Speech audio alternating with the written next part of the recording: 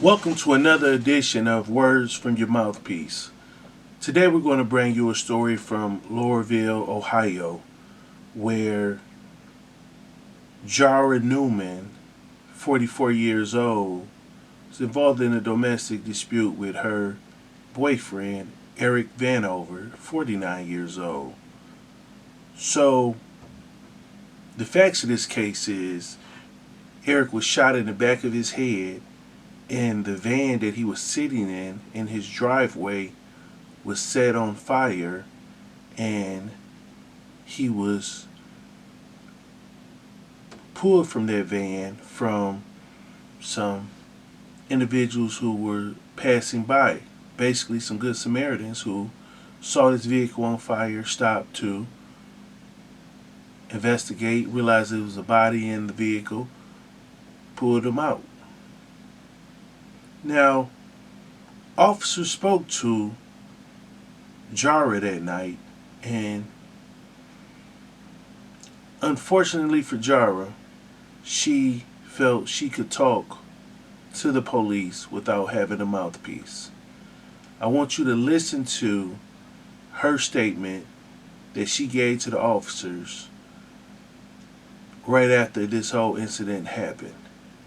And I would later play for you the interview that took place at the police station sometime later and see how those stories conflict with each other. Okay, hey Jared, listen to me for a minute. You're done past the biggest hurdle. You done admitted to us that you pulled the trigger at least one time. You're standing behind the vehicle or beside the vehicle. You said you wasn't sure. You said you fired one shot with that .22. Okay, so we're done past that. So turn around here and look at me for a minute. Now is the time to help yourself and tell me and go through your story, because this is your story. This is your life, okay? You're telling me that he choked you. You'd found him using drugs. You found him stealing out of your house. You guys had an altercation tonight. You need to be as specific and detailed as possible, okay? I can't have you back and forth about how. There's just so much that's went on in the last month. Okay. Are you right-handed or left-handed? I'm right-handed. Okay. Did you have the gun in your right hand or left hand? Right. Okay. Okay. And you say you fired one shot. Yeah. Is this the only time you've shot this gun? Have you shot it any other time? Never shot it before? Was it already loaded, or did you have to load it? Loaded. Okay. Did it have a safety on it? I don't know. I just pulled the trigger. But I'm looking at your persons. You don't have a black eye, hon. You don't have marks on your neck. You have no marks on you. So I don't believe that you were attacked.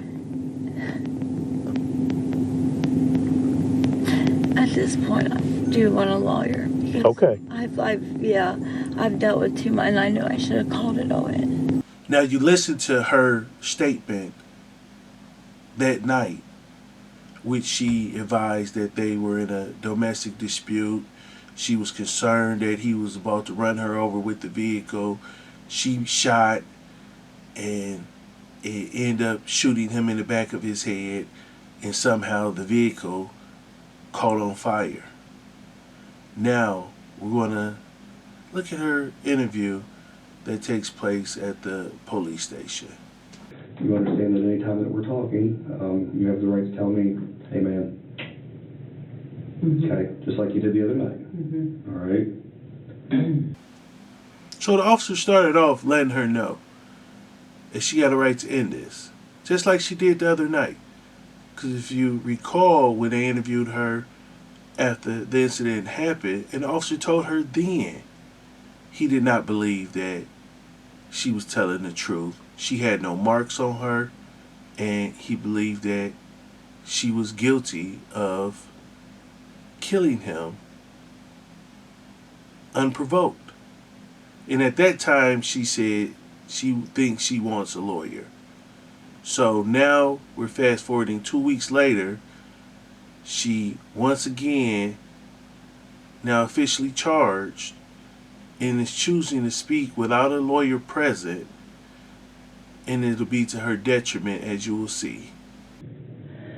There's a piece of evidence that my daughter has, a cell phone, Okay. and I really think you should see it.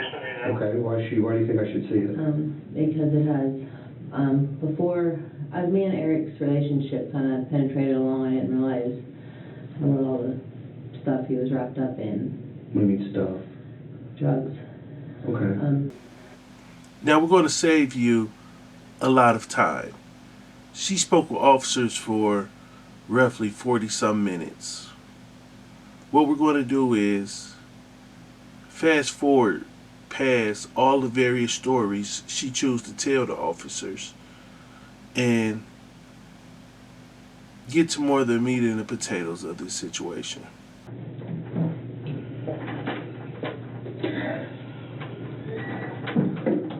So, my whole thing is, I want to talk to you about, do you remember the statement you provided us? No, not really. Okay.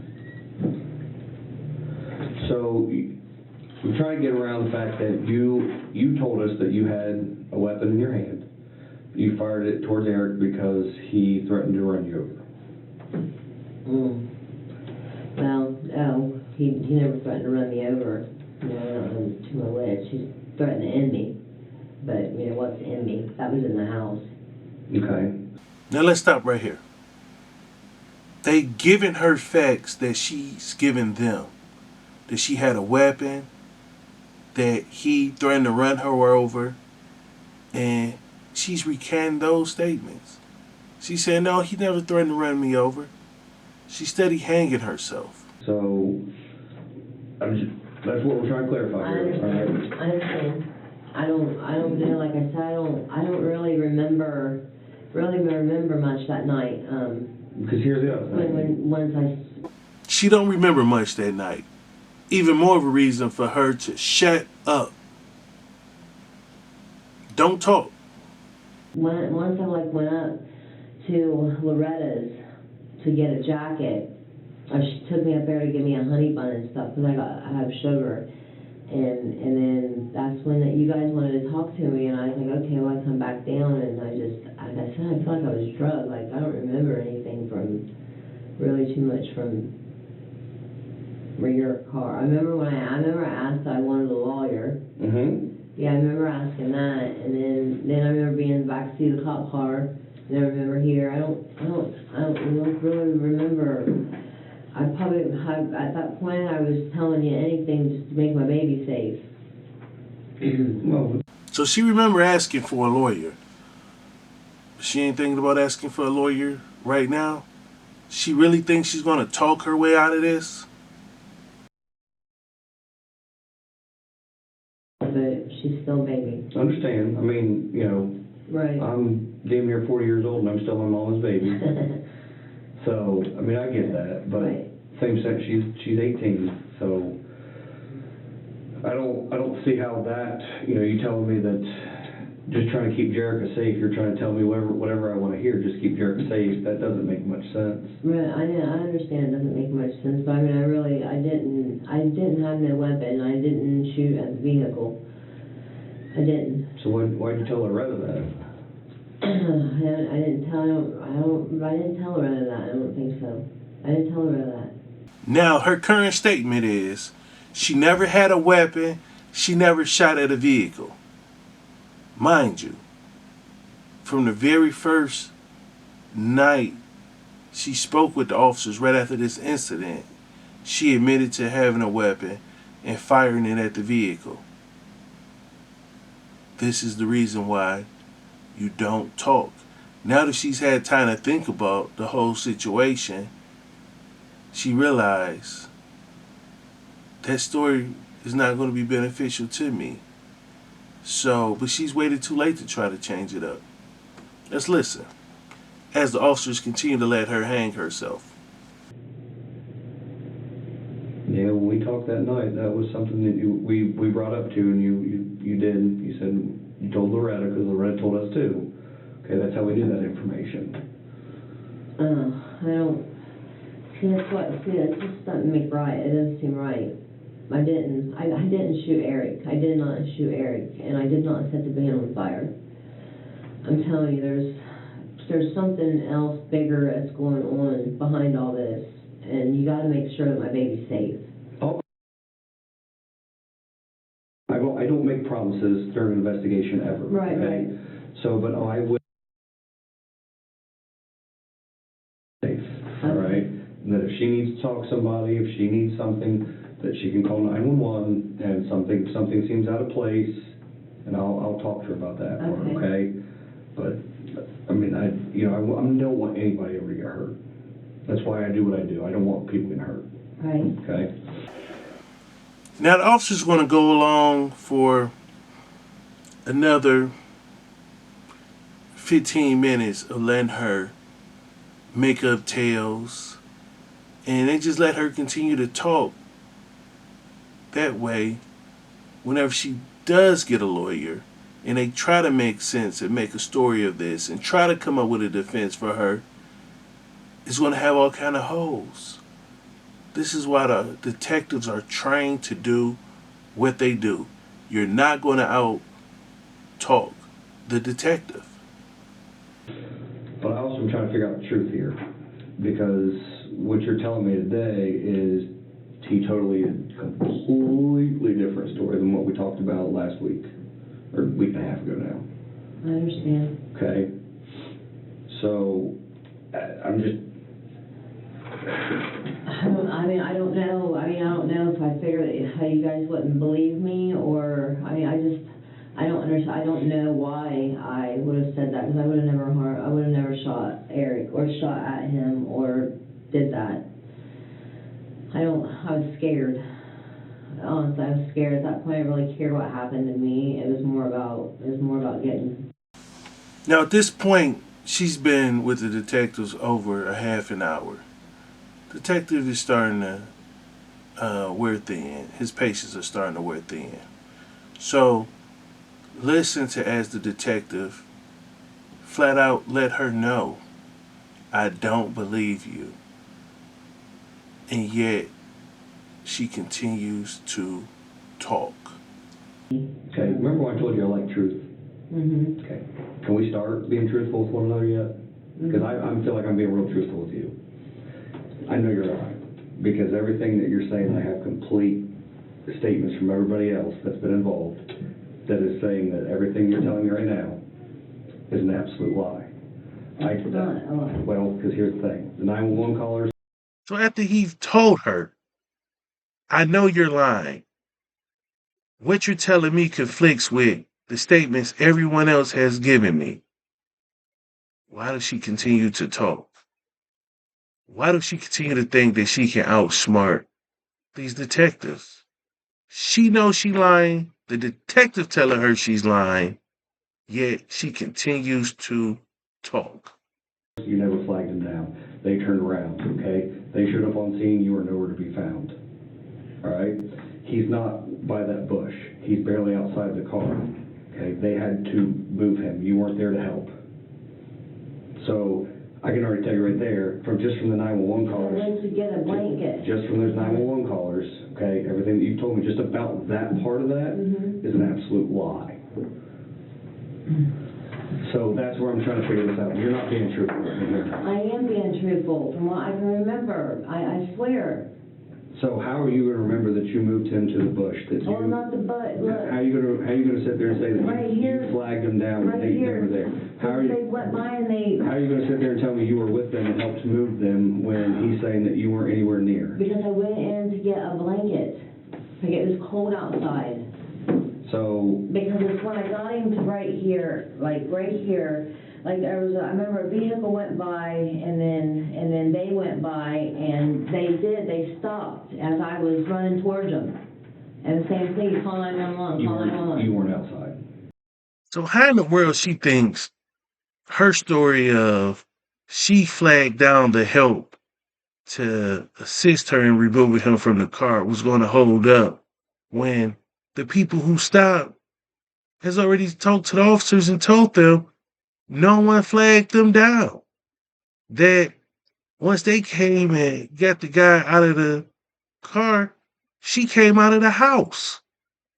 So, but again, in her mind, she feels she's going to talk her way out of this situation still. Let's see how it plays out. You were not outside when they got there. You did never ask them to call 911. I did. Okay, there's two people that gave the exact same statement. There's no reason for them to lie about you. They don't know you. They don't know I you. know they don't know me, but I Okay, did so you ask have- them, I asked them to call 911. There's zero, I mean, absolutely zero reason for them to lie. Oh, I'm sorry. You're more welcome, we'll go. You're more welcome. At this point, we got another officer that's joining in. We'll learn that this officer was also involved from the very beginning when the pair spoke with her the night where she confessed. So now watch how they pretty much used the presence of the other officer in order to try to get her to retell this tale that she knows doesn't make sense. So, my whole thing is I'm trying to figure out, I flat out told you earlier, right? Let's be truthful. The second part of this. You're sitting there telling me everything that happened about pulling him out of that car, I didn't about know. flagging someone down with 911 callers. I got two people, again, that don't know you from shit, right? They don't know you. I did too ask them, they were, please, you They gotta don't know call. you. They don't know They Eric. said they thought it was an awful big bonfire, and that's when I went running towards them as they came, and I'm like, please, you gotta call 911. Well, then both of them told me you weren't here, you were nowhere around. You just, Well, then what did I just do, just show up? I wasn't there. How could I not be? well, they got there and you weren't around, and they were yelling for you to come out, and you finally came out of the house. That's not right. Ask yourself, why do they have, what reason do they have to lie on you? I don't know, they wouldn't have no reason to lie. They were good Samaritans that stopped to see if somebody needed And help. help, correct. Okay?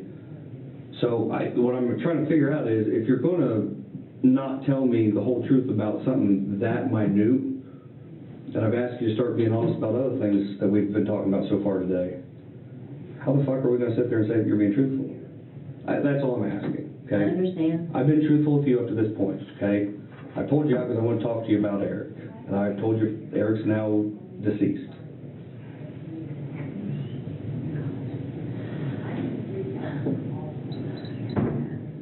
And now we've gone from, you gave me a statement that night, you gave us a statement. You remember him being there? This is Cat Matty, okay? He was in the back seat of the car. He was the one that was with us when we were talking, okay? You go from, hey, we got into an altercation in the driveway. He threatened to kill me, and I had a weapon, and I fired it, to now it's drug-related, possibly cartel-related. How about that? I was scared. And you understand how weird of that is, that you're gonna sit there and tell two detectives on a recording that you shot just because you're scared. I understand. Because you thought he was gonna back over you, is what exactly what you said that night. So now here we are, a few nights later, or 2 weeks later, now he's deceased, so. They're confronting her with all of her lies, with all her conflicting stories. What is she going to do now? Now's the time to tell us, listen, if you want to stick to that story, that's fine. I mean, but if now's the time, you're willing to tell us, we're here to listen.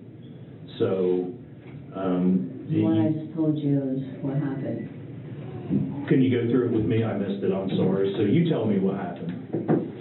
I have to go through it again. Remember, every time she tells her version of the story, they're catching her up in more lies, and it's going to make it harder for her defense attorney to try to make sense and make a defense of anything. So the detectives benefit from you continuing to tell your version of the story because they bank on you not getting it correct each time. Each time is going to be something different. You're going to forget something this time.